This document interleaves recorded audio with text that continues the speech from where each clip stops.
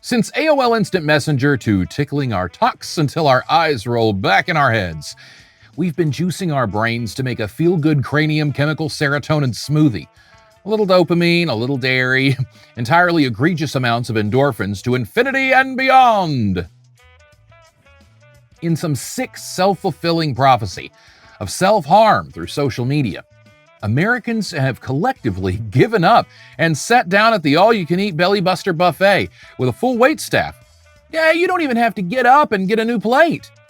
We're parked as near to that marshmallow chocolate fountain as we can get, baby. Salad bar? Oh, who wants to sit that close to kale? No, that's not the smoothie we're going for here. No, this one's straight brain mush. No protein, all fat. The next few episodes are about my personal journey through social media, what I've discovered, what I've seen and experienced, and maybe a little of what I've instigated. This is a story all about how my algorithm got turned upside down. I'd like to take an hour. Just sit right down. I'll tell you how I spent years online toying with clowns.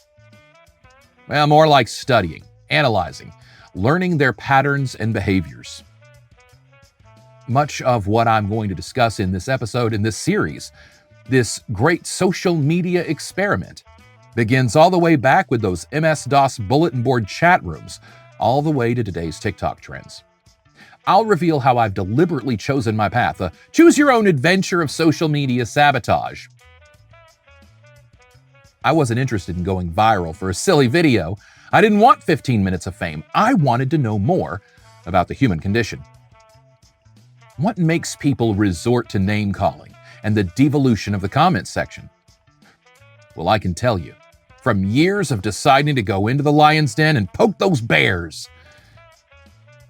I'm getting my zoology mixed up, but my sociology is on point. I've gone into almost every interaction on social media for years with meticulous intent to learn something. Everything I said, no matter how nasty, has been crafted to get some response. Do I sound like a real dickbag troll? Yeah, this series is even going to piss off my closest family and friends, because I've been studying every single one of you. And welcome to the podcast.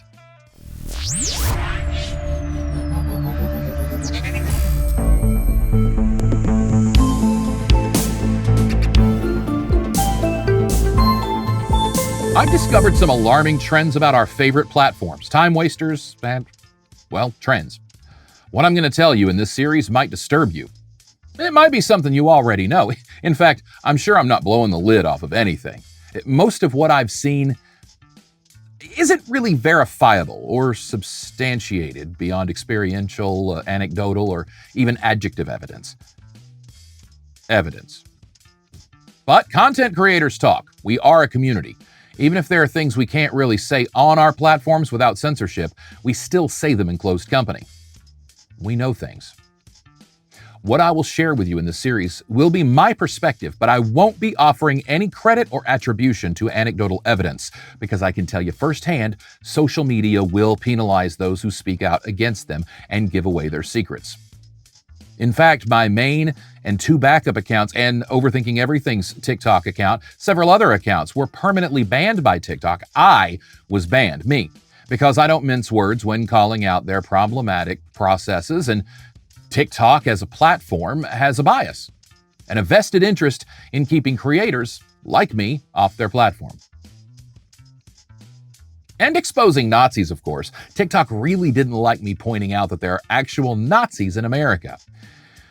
YouTube has recently removed my account from monetization status because I'm not afraid to say the hard things. Now, I don't mind losing out on some revenue I wasn't getting. I made Overthinking Everything ad-free a long time ago because that's just how I want it. But it's to say that when you speak out, you pay the price. Your algorithm certainly does. It's been happening to me on Facebook for years. So I won't be naming names when I speak out about what I've heard other creators say. Sorry. I know how flawed that is and how it compromises my data or whatever, but it's just going to have to be the way it is. I've paid the price. I won't take others down with me. I've spent the previous few episodes laying the foundational groundwork with some history of the communications technology, the internet, and social media, especially where our culture is concerned and how that online culture intersected with a commercialized and capitalism-manipulated pop culture to expose some of the darkest traits humans have to offer. I've talked about the laws and legislation that just didn't get passed to ensure that we, the people, were protected and prepared to handle the onslaught of misinformation, mass marketing, and manipulation of, well, everything since at least 1981. That's when it really crossed the line from just blatant mass marketing and commercialism to adults and into grooming children into, at very least, consumerist behaviors. I'd like to begin this series and this episode by discussing that, if you don't mind, and how it applies to our overall topic of social media. Child grooming. Child grooming is this social media buzz phrase, the latest circulated by the alt-right. Now, child grooming very much is a thing, and it is a problem. However, the statistics aren't there to substantiate the right's assaults on the drag, trans, or LGBTQIA+ community at large. In fact, all signs, statistics, and, well, every stitch of it points directly back, mostly at those who are pointing the fingers at the drag, trans, and LGBTQIA+ communities. Without ruffling too many feathers, just being pragmatic by the definitions of words as they are, Sunday school is child grooming. It is the very epitome of child grooming. Brainwashing, manipulation, gaslighting, mental mind games, heaven and hell alone, those concepts, be good or you get coal in your stocking, that's traumatic any way you shake it.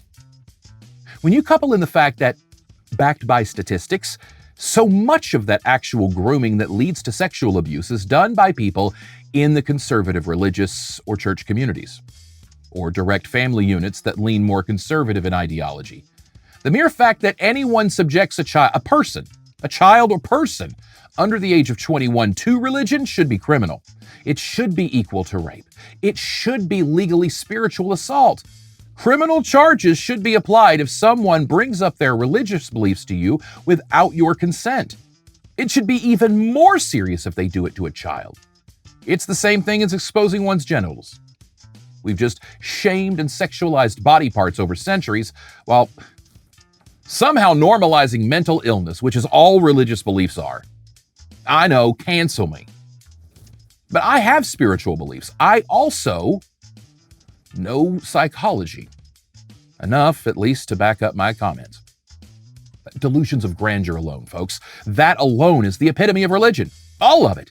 Look, even the idea that one could reach oneness with the universe or ascend to eternal existence on an ethereal plane and transcend this existence is the belief that we are somehow God or godlike or at least capable of godly things. Delusions of grandeur, all because our pitiful pee-wee pineals can't process the impermanence of our physical form's finality. Honestly, it gets more simplified with the symptoms and diagnoses from there, but I feel like that's just deconstructing for being mean's sake. You see, there's only so much deconstructing for you I'm willing to do here. You must venture down your path just as I have mine, just as I'm laying out in Overthinking Everything. I can talk you through how I did it, but your deconstruction journey needs to be of your own design. I'm just turning the knob on the handle of the door, linking mental illness symptoms and diagnoses to religious or spiritual beliefs. Not to make you an atheist. I'm not an atheist. No, to see the difference.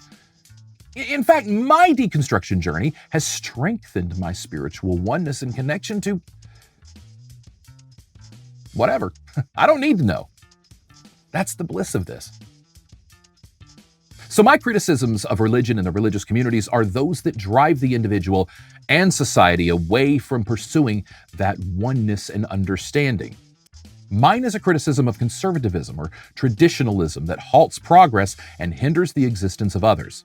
I oppose and criticize nationalism and people who take their religion too seriously. And then, just as the hypocrites do, I oppose and criticize those who claim a religion and don't take it seriously enough.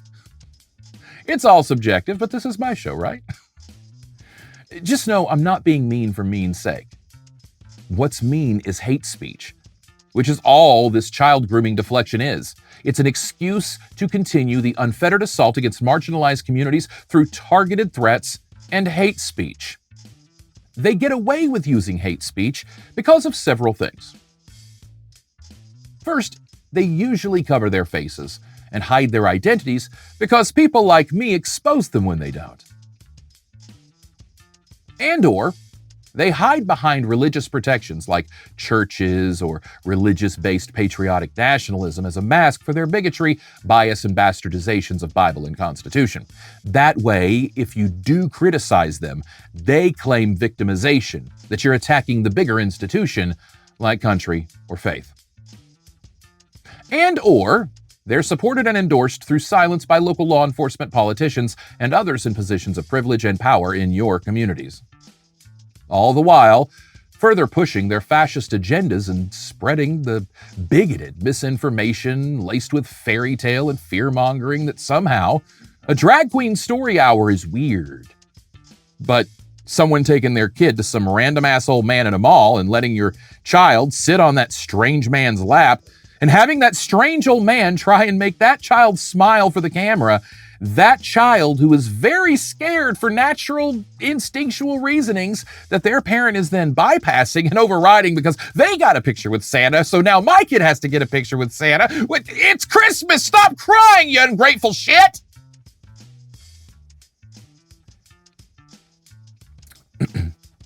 When we use the phrase child grooming, we need to be respectful of the origins. Grooming just means you're training or preparing someone, usually an underling or subordinate, for something greater or the next step in whatever process. One grooms an apprentice. A lawyer might groom a paralegal to be a great lawyer one day. A doctor might groom an intern to eventually take over her practice. An actor might groom another actor to be a better actor. Grooming. Coaching. Teaching. Preparing. Training. Those words can all be twisted by perversion. Most words can. In a sexual context, grooming means gaslighting, manipulating, and creating the atmosphere to make someone vulnerable or to exploit the already vulnerable. It's normalizing certain behaviors that create vulnerabilities in either what should be a safe environment or normalizing certain behaviors that exploit vulnerabilities in those seeking a safe environment. You can download a PDF list of the Southern Baptist Convention's exposed sexual predators on my website at jbvo.me. That's joshbrandonvoiceover.me. jbvo.me. Those exploitations happen in many environments, from spiritual or religious to academic or professional, even personal. But we aren't ready to talk about that, are we? Family sex, incest, the kinds of abuses that truly foster the kinds of insidious predators we only hear about on TV but refuse to acknowledge in our own homes, families, churches, and communities. Don't get too uncomfortable. That's its own episode later this season. It's just easier to throw stones and blame others. The reality is, besides projection, this is an issue of recruitment. These hate groups recruit through fear and hate, and generational loyalty, pride, and willful ignorance.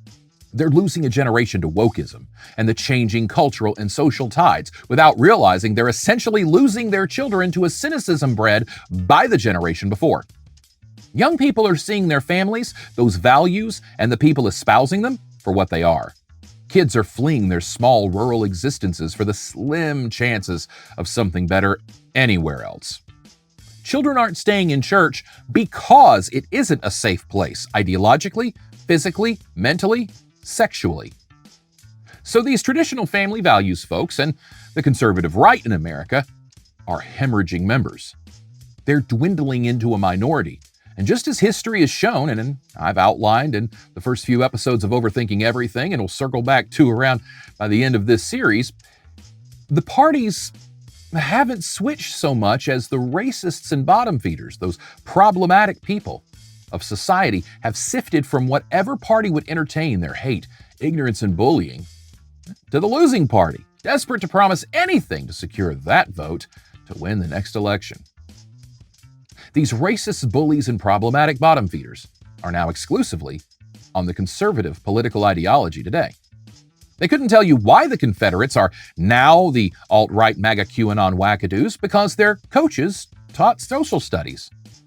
And they were called social studies and not social sciences, as they very much are. Dumbing down and numbing down.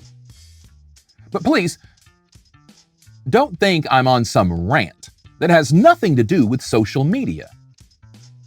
The issue is only amplified through social media. Those chain letters turned to chain emails and now mass blasted social media posts from the hate group's social media page. The misinformation is spread and burns far brighter than the real accounts, facts, and truth. When we step back through the looking glass of history, we'll see that the dawning of the age of social media and the lack of attention paid to the threats by those in power will tell the tale of the fall of this empire of shit. What? Does that hurt? It should. We allow this to happen when we don't stand up to these deflection campaigns by extremists. When we allow our social media and online spaces to be infected with lies, hate speech, bigotry, misinformation, or propaganda masked as free speech. There are good people being attacked, assaulted, and ostracized. We have bullies in our communities who wield influence, thus they get away with the toxic and often illegal behaviors. All of that happens because good people remain silent in real reality and in virtual reality. Oh, and because we have no regulations and limits on what one can say or do online. Propaganda, misinformation, and hate speech are defended and protected as First Amendment rights in America. That cost of freedom, I reckon. If we wanted to help children and prevent them from being groomed, manipulated, and abused, traumatized in places they should have been safe, then we shouldn't have allowed Mark S. Fowler to do Ronald Reagan's bidding in dismantling all of the media protections and regulations for marketing to children. Then something should have been done in the late 1980s, when Washington slapped warning labels on our music to cement the foundation of protections for children and everyone with the media and then later the internet. After all, if 2 Live Crew was too nasty, how do you explain the Girls Gone Wild commercials on cable TV? Yeah, commercials for videos of creepy dudes conning wasted girls to show their nudies aired on regular cable all the time. Then, when mobile phones shrank down to the size of a wallet, maybe we should have thought twice before granting every 9-year-old in the country access to everything. Because you know what I say? What's the proper and prudent age for a parent to give their child a cell phone with internet access? Well, it's a debate many have, but the answer is quite simple. The proper and prudent age a parent should allow their young child to have a cell phone with internet access is the age at which that parent feels comfortable with that child seeing a grown man's erect penis. I hope that made you uncomfortable. It should have. Now rewind that back 30 seconds and take another swig of that bitter truth juice. Now, I'm going to get off my Julius Sugar Baker soapbox here in just a moment, and over the next few episodes, I'll discuss more of my findings in my social media experiment over the last 20 or 30 years. It's just to say that the damage that was and is being done to our children is tied right back to Fowler, Reagan, and capitalism's stranglehold on our everything for sale to the highest bidder society. Every child in America was given a barcode, chipped, and numbered. We, the people, became a commodity. So the thing about a commodity is this. It has value. It also generally doesn't know its value because, like corn, which is also a commodity, corn doesn't even realize it's corn. We, however, know but we don't recognize our value which has changed in this ever rapidly evolving landscape. We also don't recognize the costs of, anything. Who can think about that stuff when you're trying to keep gas in your car? In this constant quest to keep up with the Joneses, to maintain our lifestyles without seeing them expand exponentially while our finances implode, in this constant quest to win the game and get more stuff, we've turned a blind eye to the needle and the damage done. We've ignored the track marks on our arms and the sullen, sunken-in features, in full failure to thrive, subject to our own self-harm with no regard for the consequences because we weren't warned of the consequences. And while we've all been glorified zombie slaves, hive-minded to our phones for the last how many years? What has happened is the decision to groom children. Hell, all of us in America. For profit. It's all for profit. And we, the people, pay the price, tax, inflation, maintenance fees, and lifelong residuals, so long as we both shall live till death do us part. But even then, in some places, generational debt transfers just like generational wealth would, keeping us poor, keeping our legacies forever in flux, each generation carving their own path out of necessity, rather than forging that path with the trail cleared by the one before it. We're stuck cleaning up the mess made by the one before us. My warning isn't veiled or clouded in metaphor. In this backing and forthing, proing and conning, either or oring of these topics, tech, internet, media, mental illness, manipulation, I've come to some conclusions. This child grooming discussion, which will by a news cycle date this episode, is just another deflection and misdirection. It's aimed at further marginalizing a community which has just begun to live freely in this country. It's aimed at unwinding progress and driving people out of communities where they may not be welcome. It is secession legislation, designed to create two Americas, the one where all are created equal in all states, and the one where the white nationalist churches are the state. It's the Confederacy all over again. It's states' rights.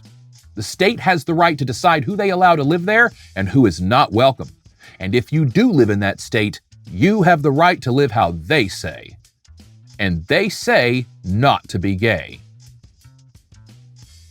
And this has inflamed and engulfed a lot of rural culture, the toxic white Southern culture I speak of, thanks to the internet and 4 decades of child grooming through media, marketing, and manipulation. It's spread through social media, virally, like COVID, but worse. It wasn't always like this. It wasn't always this toxic, the internet, was it? I illustrate my point that the damages done to society and its foundations are in the grooming of the easily manipulatable and influenceable younger generation in America to believe whatever someone else believes. We don't encourage higher order reasoning, much less higher education. We sell higher education, and when it doesn't pay off, it ain't worth the paper it's printed on. It starts in Sunday school and extends to our loyalties to brands, sports teams, colleges, celebrities, ideas, politicians, everything. Social media is a space that should be used for good exclusively. The cost of allowing the toxic is so great, it almost nullifies the good. When we were faced with providing a public service, a virtual online library of all the world's information, an actual human fact Bible, we made the choice to exploit it for bullies and boobies. And of course, billions and billions and billions and billions of dollars. Squared.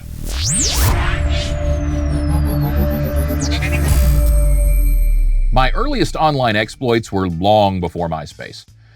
As America Online was growing into a social space with chat rooms and, well, the good and the bad, in the computer lab of my community college, we signed into this BBS, bulletin board system, which was based out of the University of Tennessee, about 45 minutes away. It was a university project, I suppose. Panacea, as I remember it being named. There was a small group of us, not all social rejects. I mean, some of them were social rejects. And outcasts, and those who probably, if it were a scripted show, typecast. But there were cool kids and smart kids and beautiful girls and weird, fun, eccentric people people of all types, kinds, colors, shapes, and sizes. And Malaysians. Lots of Malaysians. I'll get to that in a moment. The room was great for a while.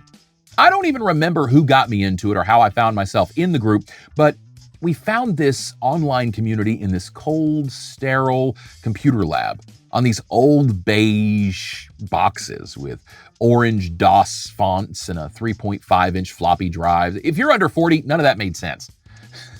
This is like 94, 95, no later than 96. I know I had internet at home, but this wasn't something I could just access online back then. The computer lab at school was my access. So between classes, before school, after school, before work, after work, if it was still open. And when I'd walk in, I was rarely the only person there. Yeah, there were kids there working, but kids from our online group in that room shutting it down till close. We had an online clique in the same room. That was strange to me even then. There we sat, spread out in the computer lab, and you're in a virtual chat room with people you can literally see. Look, I know that's just how the world we live in today is, but it was surreal, strange to me back then. I saw my friends, close friends, and new friends from the group giving more and more of themselves into this indulgence. I began to. I met lots of people from lots of different places. My handle was DJ Quick, Q-U-I-Q. That's right, I was DJ before I was ever a DJ. I hadn't gotten into radio yet. One of my best friends from high school met a girl from Mexico online. He flew to Mexico to spend a couple of weeks with her and her family. This was the mid-90s. The internet, man, back then was crazy stuff. Another friend of mine just up and moved out west, Utah or California, to be with and I think marry this girl he met online. Not internet dating, just chat rooms, just online. I met people online.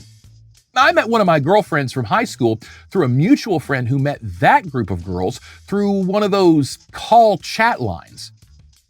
Yeah, back in the early 90s, there was an actual phone line that teenagers could call and get like chat roulette connected to random teenagers on the phone. It was weird. Again, not at all dangerous for children.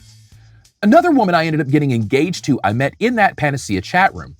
She was from the West Coast, I think Washington. Yep. And had gone to school in Baltimore, had just graduated college, a few years older than me, and had gotten out of this bad relationship. No red flags there. She moved all the way to Tennessee to be with me with little to no convincing. No red flags there. This was the mid-90s. It didn't work out. The thing is, I'm comfortable talking about all of this because what I've discovered is that my journey isn't all that dissimilar to a lot of others, and it certainly isn't that far-fetched given today's online standards. If anything, we were behind the times in the mid-90s. The BBSs started in the 80s. So we have this group, this tight-knit little local group of chatters, and then this bigger chat room with all the other people. It's just a little online community. Just like it would be if we were all living in the same actual community. Some people are friends, some people annoy you, some people go off into a private room, and others stay in the main chat. Then the Malaysians. Look, I don't know how, why, or...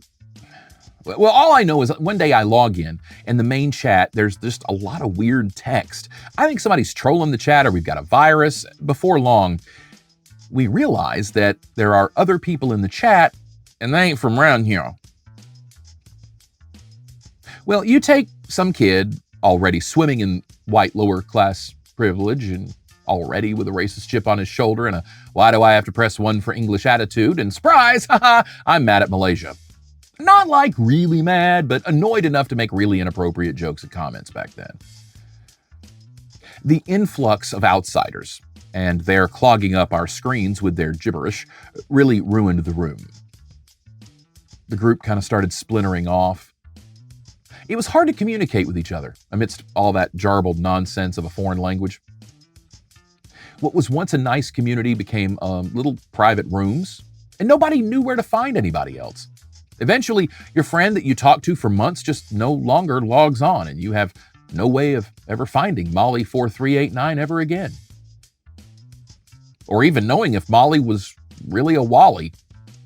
Now, full disclosure, my racist upbringing allowed me not necessarily to have racist feelings about Malaysia or its people, but the desensitizing atmosphere I grew up around did enable me to make jokes and insensitive comments that I passed on as,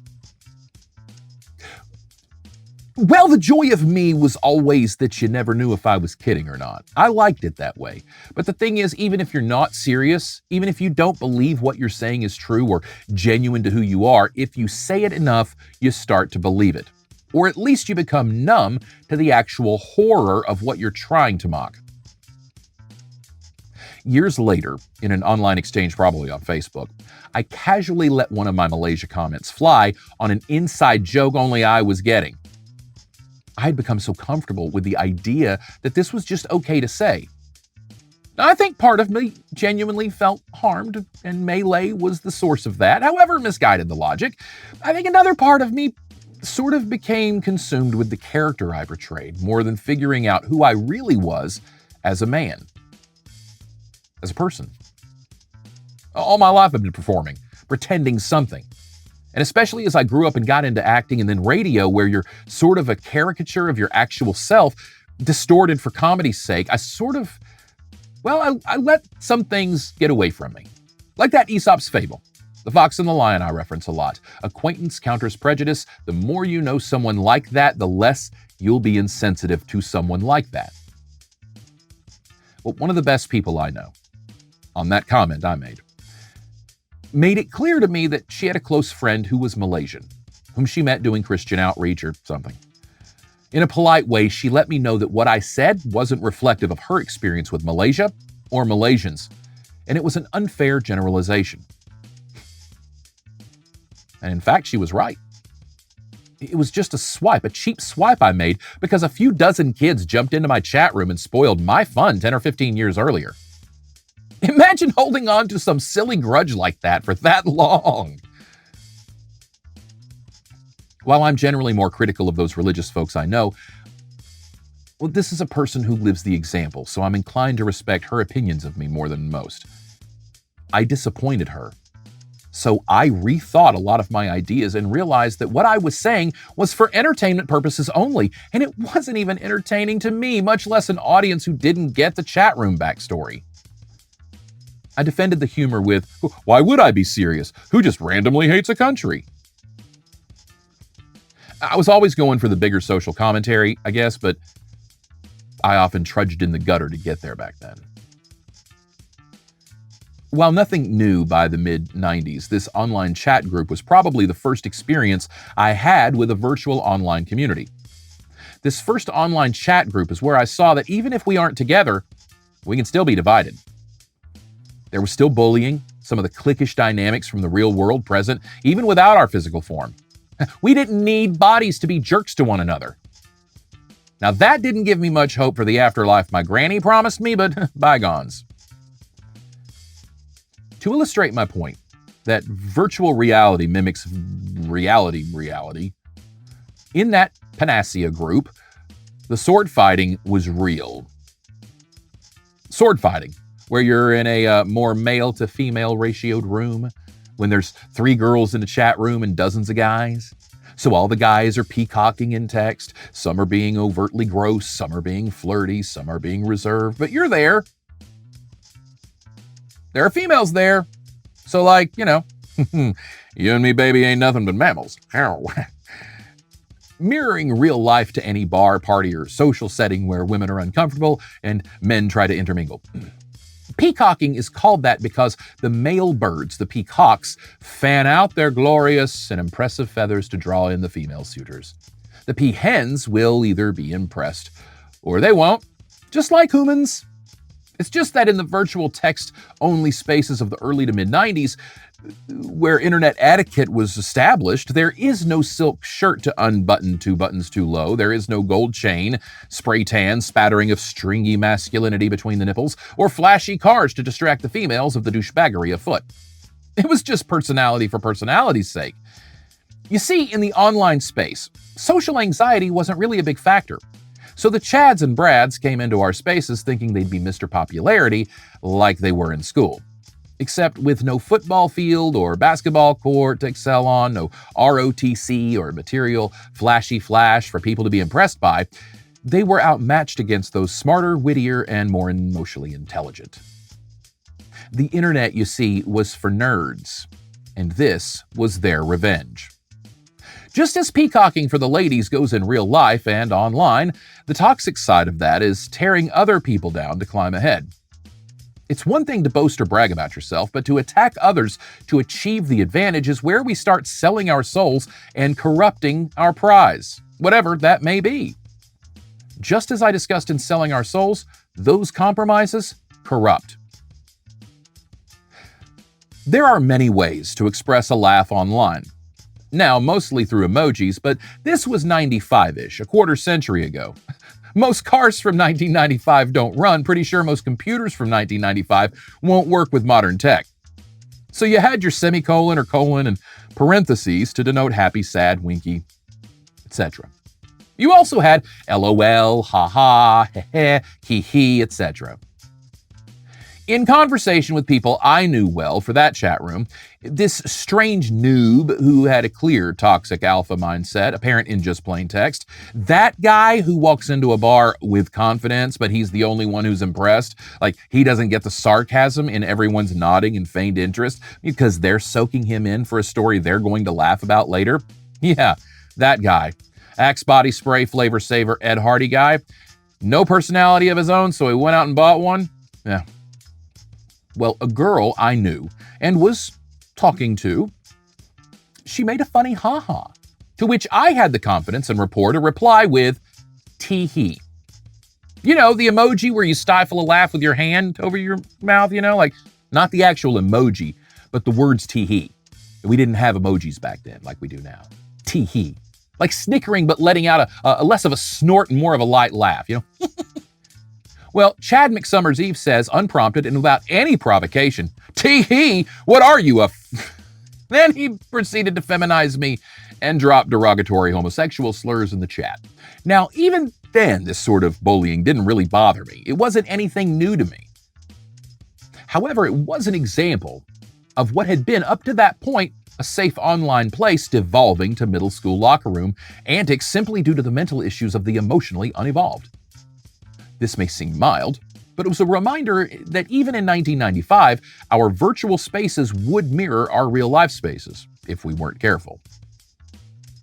We weren't careful. Hardly spoilers. Before any of us knew it, within a few months, the Panacea chat group would scatter, disband, and within a few years after, we'd all be living online in ways we couldn't even imagine. We wouldn't talk to each other anymore. Isn't that ironic, don't you think? All these years later, and I know a few people from my real life back then, but I don't know a single person from that chat group today. Partly maybe due to the Malaysian invasion of the chat room, but it was honestly less about the Malaysian outsiders coming into our group and making it difficult for the OGs to communicate. That was just the easiest place for my young, narrow-minded self to focus my annoyance. After all, they were just guilty of typing in their native language. Just like me. I just wasn't smart enough to understand it and didn't care enough to learn it. Imagine if I had. Imagine who I might have met. It took me a while to peel back those layers to see that it was more about the dickbags like my tee-hee taunter and why that group splintered off. This tight-knit group with this best-kept secret, little online chat room, this community, slowly saw more and more people, outsiders, coming in, and there wasn't anything we could really do about it since it wasn't really even ours to begin with. But the trolls and bullies were real, even back then. As I said, there's no distinguishing between a good witch and a bad witch online. Sarcasm gets lost in textlation, and you have no idea who's on the other end of that chat cursor. You may think you're talking to a single white female, 19 from Nova Scotia, however she describes herself, but there was and is no telling if that's a Molly or a Wally online. Catfishing was a thing before it was even called that. And personally, I'm not as picky, but honesty matters. This was one lesson I learned even back then that leads me to today's online trollatry. Online trolls, you see, are similar, but they have two things in common. They are not what they appear, and they are not created equal.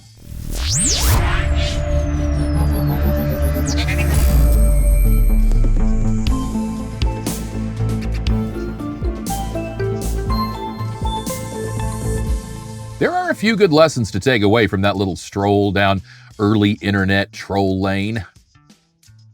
First lesson, viewed from different perspectives of this panacea BS, this silly little blip in my own personal history reflects, let's say, the founding of this great nation of ours. Simplified to say the least, here is this place that me and my people discovered. We didn't really discover it. It was there, started, owned, operated, and inhabited by others. But then slowly, one by one, we started finding this new, beautiful, peaceful place that we called our own. Even though we went to a community college and this place was clearly from the home screen based out of a university we didn't attend, like I'm certain you had to be a student to be allowed to use it in the first place, a student of that school. But we found it, and there weren't people in there when we did. So, squatters' rights. This panacea was ours. We claimed that land for Spain. Thanks, Magellan. We slowly told our trusted friends to meet us in this new place of ours, and before long, we had this community, a virtual colony that we had formed. While it wasn't all that exciting, and maybe it didn't have all the whiz-bangs, bells, and whistles, it was still ours. We found it, and we didn't find a lot of people there, so we just pitched camp and stayed a while. Then we called it ours. A nice, peaceful place that my people could gather, commune, and fellowship. For people who had histories of unfair exclusion and ostracization, this was a slippery slope of being open and affirming, welcoming newcomers who shared our vibe, but also being leery of newbies until they proved they were worthy of our vibe. So we ended up, whether we were aware of it or not, forming our own clique within that chat group. You may come into the room, but an invitation to the group within the chat room, our own clique formed out of self-preservation, that was by referral and a vouching process. If you're friends with one of us, you're probably friends with most of us. Welcome. Then, just like all great things, word gets out. Outsiders start trickling in, which changes the dynamic of our place. And those outsiders didn't always share our values, much less our vibe. Well, if the godless heathens had any at all. For us, this was a sacred place, a refuge, an escape from all that bullshit from the real world. Sure, maybe we didn't realize we were running and hiding from the bad things of reality in a safe virtual space that wasn't real, unplugging our brains from reality and uploading into the mainframe. Maybe that realization wouldn't come until years later, but this was still our place, our refuge. Some who came in didn't respect that. The online space started becoming not only reflective of real-life interpersonal dynamics, it quickly began mirroring them. All the toxicity, narcissism, and sociopathic behavior in others, those bullies that had really ruined middle and high school for me, started bleeding into the virtual spaces. It became less and less about we and more about me. But like them, not me. The vibe wasn't community. It was bust in the door like Kramer. Hey, pay attention to me now, and let me change the conversation I walked in on to something I want to talk about, so I have a reason to be here, and everyone knows how I think about this thing I'm bringing up that you weren't talking about before I busted in the door. Peacocking. Showboating. Now that sounds good on paper when one's writing a letter trying to convince someone else of why they belong in someone else's workplace, group, club, school, whatever. But there's a fine line between self-aggrandizing with narcissistic behavior and self-awareness with effective communication. I can explain this thanks to my experience as a radio personality. The reality is we feel when we relate, vice versa. And when we relate, we are relating to us, ourselves. In radio, I was told it's less about my life as a personality. Who cares about me, after all? Nobody wants to just be talked at and told random stories that don't matter. As a personality, host, whatever, the onus is on us to make it about you. It isn't about me. It's more about the listener's life filtered through my stories, my experiences, me. I have to find the relatable factors in that story that are less specific to my experience and more generalized so that it clicks for you, the listener. You may not have had an experience like mine backstage at an awards show with a famous country music singer, but you can relate to the embarrassment or the other emotion at the core of the story I'm telling. The example. At the height of my country radio programming career, I got to meet and spend time with some of the biggest names in the industry. Some of them were nice. I don't get starstruck. It just rarely happens. But after the CMA Awards one year, hitting after party after after party, seeing famous people from film, TV, music of all genres, well, it becomes surreal even if you're used to it, which I kind of was, but not really. At one party, I had ping-ponged from one famous face to another, and just as I got the time to breathe and get a drink from the bar, I turn around and the king of country music is standing behind me. Now, today I'm not a big personal fan of country music. I enjoy it when I'm in the mood. I respect a lot of it, but back then I could program the hell out of it. And George Strait did it right. He was the foundation of every country station's playlist out there. George Strait is country music. So you may not have babbled word salad to the George Strait the first and only time you got to meet him, but you've been there. You've met somebody and you just froze. You probably didn't forget that you knew how to speak English, but somehow your brother's learning Klingon tapes registered, and now George Strait just stands there politely while you struggle your way to find, thanks for all the music and stuff, and you're the best, thank you, before you awkwardly scuttle off? You know someone who has, or you can imagine the feeling that you might have if you froze. Okay, you don't think you'd freeze if you met George Strait? Fine. Tell me a celebrity that would make you just forget you knew how to talk. Because I can tell you, it wasn't George Strait in my mind for me until I stood there in front of the man with more country music singles than anybody in history. I just didn't know what to say that didn't sound trite, so I just jumped that shark. But now you're thinking, yeah, if I met George Strait, I'd probably freeze too. Or, I wonder who I would freeze up in front of. That is relatability. Now, I tell that story much more vividly and descriptively in various scenarios, but it ends the same. It ends with people relating to the feeling of, like, I should be better than this. Why am I freezing up? I'm trained for this. Either way, however it clicks. And not only do you think of someone you might get starstruck over, but you can also now more easily relate to me and my emotion in that story. Rather than mocking me or denigrating me for my slip in professional decorum, it's easier for you to see where you might struggle in similar situations. My story becomes less about me and more about we, you. And when you realize this connection, it makes it much harder for you to ridicule me without having to acknowledge and ridicule yourself. Glass houses. Judge not. Acquaintance weakens prejudice. You understand more about that emotional response in others, and it makes it easier to recognize and relate that in yourself. Connecting those dots is critical thinking with a compassion mindset. The things I talked about on the air, just like the stories and anecdotes I share here or on social media, are about me. But when these stories and examples and experiences are shared and communicated in certain ways, effectively, the listener or audience begins doing what we all do. We listen and we start asking, what the fuck does any of this have to do with me? And then, like a choose your own adventure, we either start trying to figure out how it has to do with us, and we figure out what any of this has to do with us, or we don't at all. Many just don't even take that leap. That's part of critical thinking. How does this affect us, rather than just assuming it doesn't? We understand better when something relates to us. It's why church sermons work. It's why TV shows work.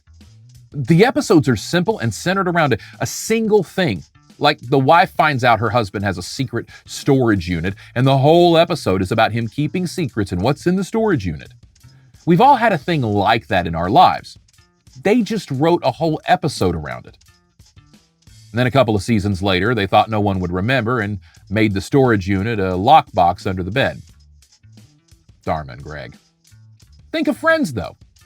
Any of those ensemble shows.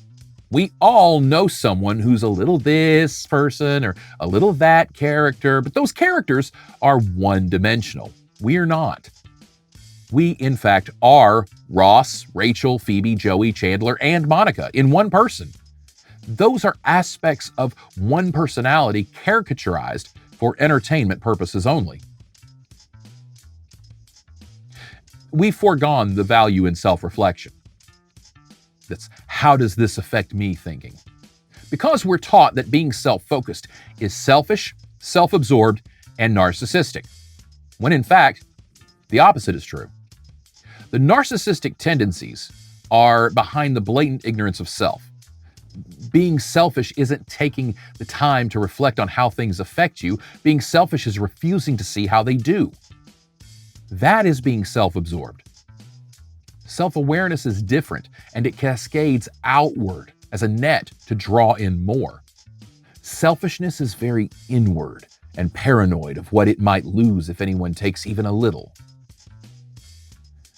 In that first chat room experience, we in fact were the outsiders. Hell, we probably were the experiment. For all we know, the University of Tennessee's computer science department could have had a grant from the government to team with the psychology department and whatever else to study the online behavior patterns. But what it did do was reflect Caucasian Europe's intrusion into this space, America, and how they felt entitled to this place because there weren't many people here, so it's just ours now. And we really liked it until we started welcoming people in to grow the place, and we started not understanding what a lot of them were saying, and it made us, a little angry. Made it hard for us to understand and get around. And we got mad, and all the people who came to this great place that we loved, so of course, who else wouldn't love it? Who else wouldn't want to come here, right? But they did come here, and now we don't like it as much, so we have to go off into our own spaces to be ourselves. And we don't like that as much because, now it's harder for people like us to find us. Because, there's just this crowded and loud room with everybody yelling their jibber jabber, and God damn it, why can't they just press 1 for English? A microcosm indeed, with all the personality profiles to go with it. And diagnoses. Art imitates life. And so virtual reality spaces will imitate reality spaces as well. After all, the virtual world is just an artist's rendering of this one, right? Second lesson. Whenever you're interacting with strangers online, especially when you're getting trolled and bullied by strangers online, you must recognize that not all profiles are created equal. So here's a lesson I've picked up over these years that I'm going to share with you. Trolls fall into a few categories, and there's a psychology to the troll that I started to recognize and analyze in that first Panacea chat group. Well, it's honestly not a lot different than any other inadequacy and self-loathing a bully projects onto others anywhere else. However, this was far more emboldened and brash. Today, we call this a thumb warrior, someone who's very brave texting on their phone but would likely crumble in real-life altercations. That's a big chunk of it, if I'm being honest. Bullying and selfishness, narcissism. There may be some cultural specifics to group identity, gender, race, religion, etc. Some of those specific traits, tendencies, or trends that might be due to a certain group attribute. But generally speaking, the troll is driven by misery. And what does misery love? The algorithm. So they're just out to make everyone as miserable as they are. They're out to ruin everyone's day the same way theirs is ruined because of whatever's going on in their pitiful, pathetic lives that's so dissatisfying. Or maybe they really are just upset about whatever the topic on that specific post might be. Most of the time, they're just miserable people with nothing in their lives. Very rarely is the troll sitting on the other end of a keyboard with college degrees, logging that interaction for a book and show down the road. Most of the time, the troll is an emotionally unhinged, rarely fully informed narcissist. Sounds mean? Well, think about the bully and what kind of disconnect from empathy and compassion, humanity, that it takes to even be a bully. So, if you're getting trolled or you see someone getting trolled, and I don't mean disagreed with or debated with, but trolled, those comments without any meat behind them, they're just there to be mean, to deflect from or disrespectfully diminish the original point. how do we take them seriously? They're children, standing there covered in chocolate and snot when we're trying to engage in serious discourse with other intelligent adults. And they're telling us, your faith looks yucky. So to that end, they might actually be children. That's right, those trolls might actually be kids. I see channel statistics for my YouTube, which I'll get into later in the series. My channel, thanks to mismanagement of my content's SEO keywords and hashtags, skews teenager to 25 male. Mine are the Ben Shapiro and Andrew Tate trolls. The boys will be boys crowd, Alpha Sigma no means yes, the guys who watch all those creepy 80s teen movies for ideas. Take them seriously as a cultural time bomb waiting to become the next generation of domestic terrorists, sure, but you can't take their opinions seriously because they're just not capable of forming one. Theirs is just literally white noise. It's the static that keeps people from tuning in. That's what they're doing it for. Now let's talk about those trolls that aren't kids and maybe are at least socially or chronologically more mature. Sometimes you really do just have a troll, someone who gets their jollies with just fucking with people who disagree with them. Or not. Sometimes some people just like knowing they have the power to elevate someone's temperature, especially as strangers.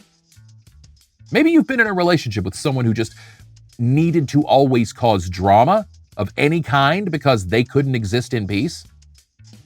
These people are just mentally ill assholes in real life and online, projecting their unresolved traumas onto everyone in earshot. Sometimes kids, adults, trauma trolls, or just assholes, sometimes they're paid. We know with near certainty that paid troll farms exist in this country, and certainly in other countries. I'll touch more on this in future episodes, but to say that with digital payments and Bitcoin, video game platform currencies, etc., for dark web channels to reach out to young people and the angry, disenfranchised who might not know better, and offer them some sort of digital currency that really doesn't mean anything for their dedication to go online and report, harass, and take down content creators and social media influencers. It happens. Lastly, before I wrap, artificial intelligence. It's a thing, and we need to discuss it more as it pertains to social media and trolling. Imagine, if you will, a series of pre-programmed comments and even a chain of if this then that sort of conversation chain responses, so that if you, a person, engage with this content in this comment, it's trained to automatically respond with A, B, or C, depending on keywords in your response. It's here. AI trolling. I'll lay more of my evidence out later on in this series, but just know that at least some of the trolling comments in the content and live streams you watch are AI bots. And when you see live streams reported or taken down, some of that is actual people, sure. But there are programs and scripts capable of creating mass accounts and training those accounts to search out content through specific keywords and then following a series of commands to mass report those videos, live streams, and accounts. The real live trolls get a bonus on taking down creators. The bigger the name, the bigger the follower base, the bigger the bonus. AI? AI doesn't ask for pay. The darker side of that revelation is understanding that someone is regulating that flow of bias. Someone is regulating the flow of that content. Someone is regulating everything. And it isn't anyone with our best interests in mind.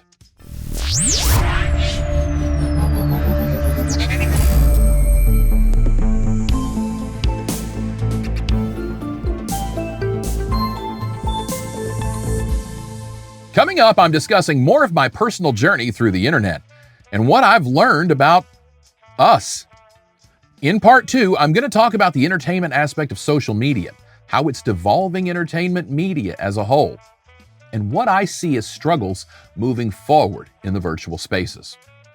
We're discussing the slippery slope of media, communications, and internet technology, and how we can unwind some of that damage that's been done, if that's even possible. We better hurry, Artificial intelligence and virtual reality are here and intersecting, and if we don't quickly learn from our mistakes and tighten things up moving forward for future generations, well, I fear what will become a society. I know I've sort of been all over the road here in this first episode, going from grooming and the anti-drag social media misinformation campaign to comparing the virtual spaces to real spaces to troll trends. It all ties together in this first episode, but I promise it will make even more sense by the end of this social media experiment, as I'm deconstructing a culture of cultism. Thanks for joining me. Check out some of my other videos on YouTube. For your convenience, I've got all my original music, my old TikToks, all of Overthinking Everything, clips of my acting and voiceover career. They're all organized in playlists for your convenience. You check out my merch store, get your trigger tees, your Sir Talks a Lot, Swags a Lot. Follow me on all social media by going to jbvo.me. Like, share, and subscribe to this channel. Do all the things I need you to do. And listen, if you like this series, consider a donation to Cash App. JoshBrandonMedia.com, Overthinking Everything Podcast.com. I'm Josh Brandon, and I'm overthinking everything.